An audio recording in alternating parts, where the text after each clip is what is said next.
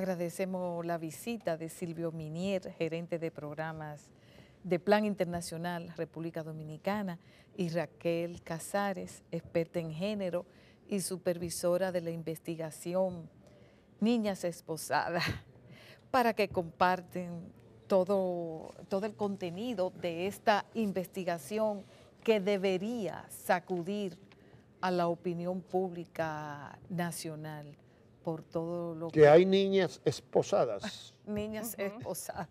Esa es una realidad. Sí, Explique, sí, menudéenos eso. Sí, pero quizás podríamos empezar por Plan Internacional. ¿Qué es lo que es? ¿Por qué está interesado en este tema? ¿Por qué financia este tipo de investigación?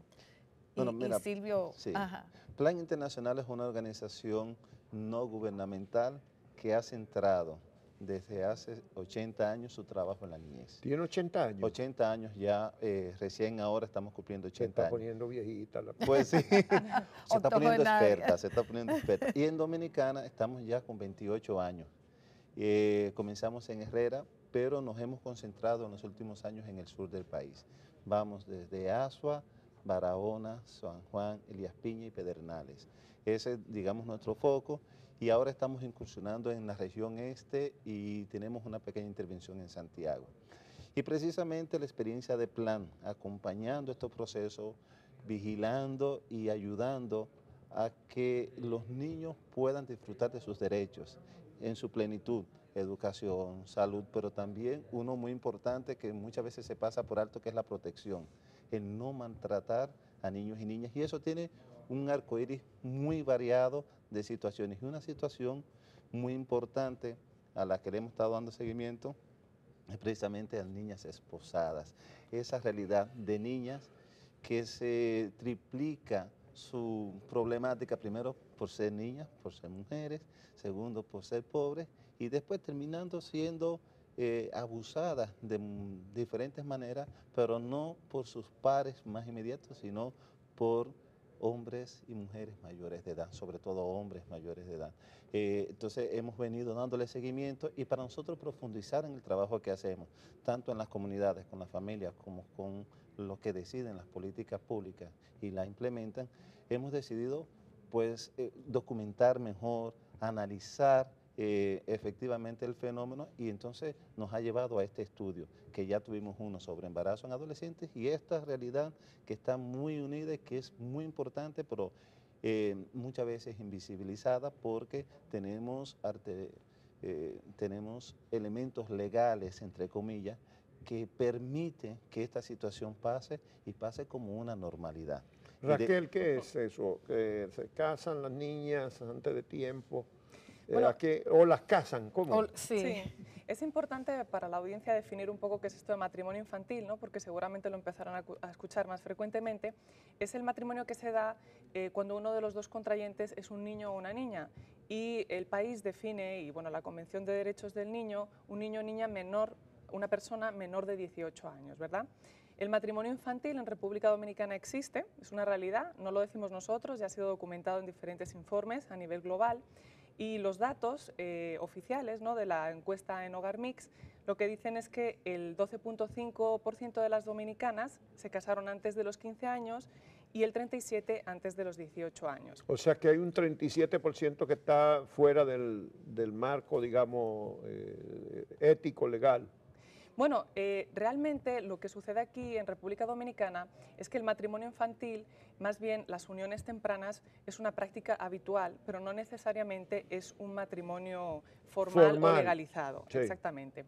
Entonces nosotros lo que quisimos, porque como cada país tiene su particularidad, es llevar a cabo este estudio en las 5 provincias donde Plan trabaja, para saber cuáles son las motivaciones y los valores socioculturales que permean las decisiones tanto de las niñas y las adolescentes como de los hombres adultos para establecer este tipo de uniones. Y ahí es que encontraron que el 37% está unida o se ha casado formalmente antes de los 18 años. Bueno, el 37% es un dato a nivel de país. Nosotros, nuestro estudio... A nivel del país. A nivel de país. ¿Y en la zona de ustedes?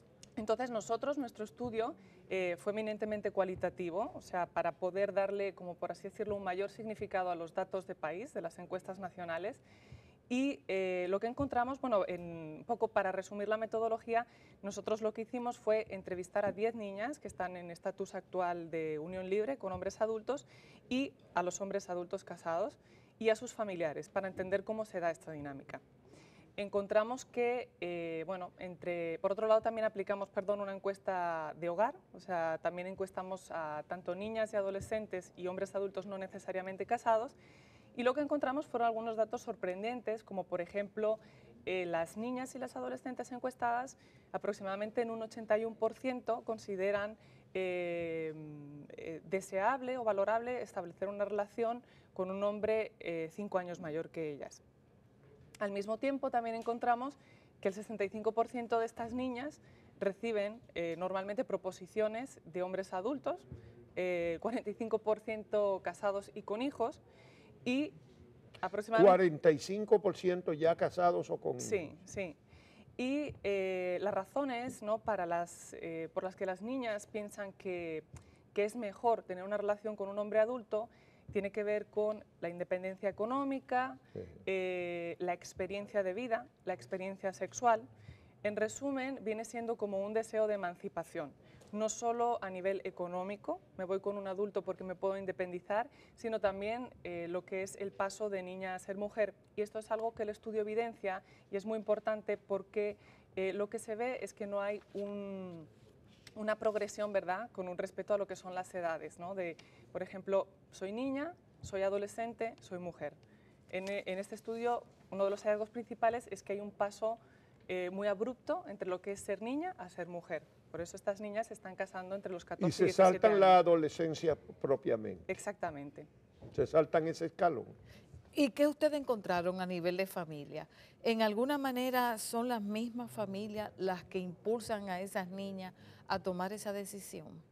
Bueno, entre los factores que nosotros definimos como de riesgo, ¿no?, para las uniones tempranas se encuentran varios, ¿no? Entre ellos está, por ejemplo, como mencionábamos, tener relaciones, iniciarse sexualmente con hombres adultos, la presión de un embarazo, por ejemplo, el tema de la violencia intrafamiliar en los hogares, ¿no? Encontramos que son hogares donde hay mucho autoritarismo, hay poca comunicación, sobre todo comunicación en lo que tiene que ver con la sexualidad.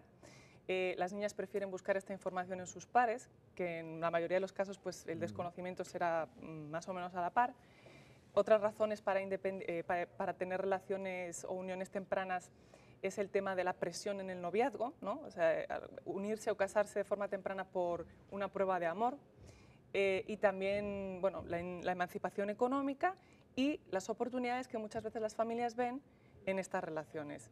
Y encontramos que efectivamente hay negociaciones entre familias y los hombres y también negociaciones entre las niñas y los hombres para establecer estas uniones. ¿Cuáles son los factores, digamos, los 4 o 5 factores que determinan esa realidad, de ese tan temprano apareamiento de las niñas dominicanas? Bueno, es un problema multidimensional, ¿no? Sí. O sea, como estábamos mencionando, el embarazo puede ser una presión para unirse, sí, pero no siempre es causa, es consecuencia también. Nosotros, de las 10 chicas que fueron entrevistadas, 7, y esto, bueno, pues la muestra fue aleatoria, 7 estaban embarazadas en el momento de la entrevista. Y de la encuesta de hogar, 14% habían tenido 1 o más hijos al momento de la encuesta. Pero me gustaría sobre todo mencionar que el tema de las negociaciones es un tema que es serio porque al final lo que está pasando es que se está objetualizando, ¿verdad? Y se está, por así decirlo, como negociando con el cuerpo de las niñas, ¿no? Como mencionaba la autora del estudio, que es muy duro decirlo, ¿no? Como se usa también a nivel popular, ¿no? O sea, carne fresca. Carne fresca. Ajá. Y estas negociaciones muchas veces tienen que ver con lo que menos nos podemos imaginar. O sea, por ejemplo, la virginidad es una razón para negociar, si la niña era virgen o no, si la niña es una niña buena o no lo es, el físico de la niña, si tiene el pelo de una forma, si tiene la piel de un color, hasta si la madre es supuestamente decente, ¿no? Pues esos son bienes canjeables que intervienen en las negociaciones a cambio de, por ejemplo, las familias no ir a la fiscalía, y ahí entonces se manejan desde sumas de dinero, encontramos desde rangos de 75.000 a 250.000 pesos, propiedades, terrenos, llevarse a la chica, ¿no? Pues te la tienes que llevar. Y a veces dan dinero, aunque si son casados, le dan una compensación entonces. O mudarla a una pieza, o mantenerla, ¿no? Darle una pensión, exactamente. Entonces el factor fundamental que es la pobreza, la ignorancia, la falta de Sí, educación. eso, mira, ¿Qué nivel educativo tienen? A nivel global está documentado que las niñas del quintil más pobre tienen 3 veces más probabilidades de unirse a temprana edad. Esto también es una realidad en el país. Y bueno, las raíces básicamente es la pobreza y la desigualdad de género, ¿verdad? Que es muy difícil de abordar porque forma parte de nuestras estructuras de pensamiento y de nuestra cultura. Y a consecuencia de la pobreza, la falta de intimidad, el hacinamiento. ¿En qué papel juega el hacinamiento en todo eso, Silvia? Mira, es un factor muy importante porque el hacinamiento no solamente porque viven juntos, sino falta de privacidad y, digamos, iniciarse en cuestiones de adulta a muy temprana edad porque es lo que están viviendo. Y no hay, todo se comparte. Son testigos de las relaciones sexuales de sus padres. Por ejemplo. O de la madre con el compañero. O del vecino, o del amigo, o en muchas ocasiones, que es parte también del contenido del estudio, que generalmente son gentes allegadas a la familia, no es alguien que llegó de muy lejos, es alguien que dentro de ese hacinamiento se hace íntimo de la familia y se abre un como espacio. sucede con las violaciones. Exacto. Pero yo creo que más importante y es el tema de la falta de educación y en la familia no hay una comunicación, ¿verdad?, sobre el tema de la sexualidad. Se le dice a la niña, cuídate, no vengas embarazada, pero no se le dice cómo. No se le dice cómo se cuida. Exacto, y esta respuesta tampoco ni se en encuentra... ni en la escuela le enseñan tampoco eso. Tampoco se encuentra en la escuela, ¿no? Entonces volvemos al problema educativo. Sí, entonces, ¿cuáles son las recomendaciones del estudio? Mira, la primera cosa es el trabajo que ya Plan viene haciendo, que es con las familias, que es con las propias chicas allí donde viven, en sus casas, en sus ambientes, pero después hay otro elemento que son de quienes toman decisiones de políticas públicas. Tenemos que estructurar políticas públicas que sean reales y que sean aplicables. Una de esas viene con el Código Civil. O sea, mientras nosotros tengamos un Código Civil que lo que hace es pasar paños tibios a esta situación y de alguna manera darle estatus de legal a situaciones tan deprimentes como esa, vamos a avanzar muy poco. Entonces, la primera recomendación es la modificación del Código Civil, de que no haya excepciones. O sea, ustedes se refieren específicamente quizás a que una menor de edad pasa a mayoría de edad, automáticamente se casa. Exacto, pero también porque dice que tú lo puedes hacer con el consentimiento de tu padre. Y eso te abre a ti, lo que hablaba Raquel, esa posibilidad de negociación, de transacción con el cuerpo de tu menor. Entonces, las excepcionalidades del Código Civil en esta materia deben ser eliminadas, no excepciones. Eso es lo primero. La segunda cosa, nosotros tenemos un sistema de protección de niños, niñas y adolescentes que tiene que ser más efectivo y para eso tiene que acabar de estructurarse el sistema a nivel nacional. Las juntas de protección, los comités de protección, las estructuras del CONANI a nivel del interior tienen que funcionar porque son los espacios que debieran darle seguimiento y advertir sobre esta problemática. Tenemos un retraso en que estas estructuras se acaben de conformar, se alega de que hay poco presupuesto para ello y es así, entonces eso también tiene que avanzar. Y por otro lado también tenemos que avanzar en el sistema educativo, o sea, esas informaciones que en nuestras familias no son posibles ofrecer a niños y niñas y adolescentes, tiene que ser efectiva, el sistema educativo tiene que también servir para eso y tenemos esta parte de la reforma curricular frisada desde hace tiempo, pero nosotros ahora queremos enfocarnos en el Código Civil porque es una voluntad política expresa para ponerle un freno a estos elementos. Por supuesto, eso no va a resolver todo el problema, pero es un punto importante. Ahora que estamos hablando en temas de impunidad, en temas de que dejamos pasar, esto también es una consecuencia, es un reflejo del dejar pasar situaciones y darlo como buenas y válidas cuando no son así. Pero, por supuesto, políticas públicas que lleguen a los lugares donde están las niñas, a sus familiares. Y eso junto con sociedad civil, o sea, nosotros ponemos nuestra parte en ello, pero el sistema tiene que poner su parte, el Estado tiene que poner su parte, y los legisladores en este caso también tienen que mandar esa ese mensaje contundente de que eso no va a ser permitido. No vamos a seguir dándole viso de legalidad a algo que a todas luces Y está ustedes mal. van a entregar, por ejemplo, este informe a las iglesias, al Ministerio de Educación, al Ministerio de Salud. Por supuesto, o sea, nosotros Aquí. estamos agotando esta etapa para que todo el mundo lo conozca. Cuando nosotros lanzamos el estudio, ya se le hizo una invitación, pero se le está haciendo llegar el informe y abiertos a discutirlo con la Fiscalía, con el CONANI. Esto está ya impreso. Eso está impreso, eso En está la en página línea web. también en nuestra página Ah, web. Está en también, línea. Sí. ¿Cómo se busca para los que nos están escuchando? Puedes entrar a la página web de planrd.com y ahí tú entras y te va a salir en la primera, Bueno, pero en el font te va a salir el estudio y lo puedes descargar. Hay un una link para pregunta importante para mí. La pobreza es un factor, el hacinamiento es parte de esa pobreza, la falta de educación también, pero esos factores están presentes en muchos otros países. ¿Por qué tan elevada la tasa en la República Dominicana?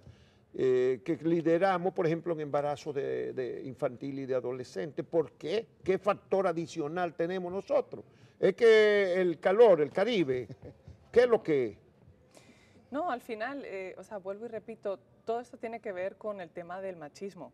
Y en todas las sociedades hay machismo, porque esto es un mal general, pero quizá a diferencia de otros países están implementando políticas públicas, ¿no? Las políticas a las cuales públicas, porque asignan... machismo hay en todas partes, en Sí. México Sí. hay machismo, Sí. pero Sí. no hay esa tasa de embarazo de adolescencia. Sí, porque hay que, claro, hay que definir políticas públicas y sobre todo hay que financiar esas políticas públicas, ¿no? Porque Entonces, muchas esa veces puede hay ser la planes, diferencia. Sí. hay planes que no tienen una asignación presupuestaria para que sean implementados adecuadamente o no son monitoreados adecuadamente. O se enuncian la política, pero a la hora de la verdad no aparece cómo ejecutarla. No, es Fundamental. exactamente, o sea, hay un mix de políticas públicas bien pensadas, estructuradas y ejecutadas. Para eso usted necesita tener presupuesto, también personas capacitadas, un cuerpo para ejecutar las políticas, y yo diría incluso a veces un poco más de autonomía de las instituciones para hacer avanzar. Y junto con eso también lo que hace Plan y hace otras instituciones, que es empujar a estas instituciones para que cumplan su rol, porque están para eso y cuando necesitan mayor presupuesto somos sus aliados. ¿Y no será también influirá el que aquí hay demasiada injerencia de los religiosos en la política pública? Por ejemplo, todavía las boticas populares no venden preservativo, a pesar de que una realidad es que una proporción tan elevada como el 37% antes de los 18 años está en relaciones sexuales y antes de los 15 una proporción elevada. Mira, es decir, ese no será otro factor, que en otros países las políticas públicas han pasado por encima de los planteamientos religiosos en esa materia. Mira, efectivamente, y es un dato que también arroja el estudio, las niñas encuestadas prácticamente no se acercaban a los servicios de salud, por ejemplo, ¿no? Entonces aquí, o sea, te está diciendo que hay como una falencia de, bueno, qué información, o sea, qué rol cumplen los servicios de salud para las niñas y las adolescentes. Es el lugar donde se debería ir a buscar información, a ser atendidas, a que revisen. Ignoran. Exactamente, o sea, no lo consideran, o sea, directamente no lo consideran. Y esto es importante porque todo parte de la educación afectivo y sexual y el acceso, ¿verdad?, a métodos. Sí, Bueno. y ciertamente sí hay una injerencia bastante de la iglesia, pero creo que también nosotros podemos rescatar elementos de la iglesia pues, que también conviven y están de acuerdo con estas políticas públicas. Y yo creo que hay que seguir avanzando con eso. Bueno, en la base de la iglesia no hay esa oposición. Eso es en el discurso precisamente formal de la iglesia, Exacto. de las iglesias. Por eso yo creo que son dos niveles. Tenemos un nivel tal vez más formal, pero también el trabajo que tenemos que hacer en las comunidades, porque ahí es donde está, al final está la gente, ¿no? Muchísimas gracias a Silvio Minier, el gerente de programa de Plan Internacional República Dominicana, y también a Raquel Casares, experta en género y supervisora de esta investigación de la que hemos dado cuenta hoy, de niñas esposadas. Aquí están los planteamientos fundamentales y esperamos que pueda contribuir a crear conciencia sobre esa terrible realidad de lo temprana que nuestras niñas pobres se comprometen en un matrimonio o en una vida conyugal sin formalizar.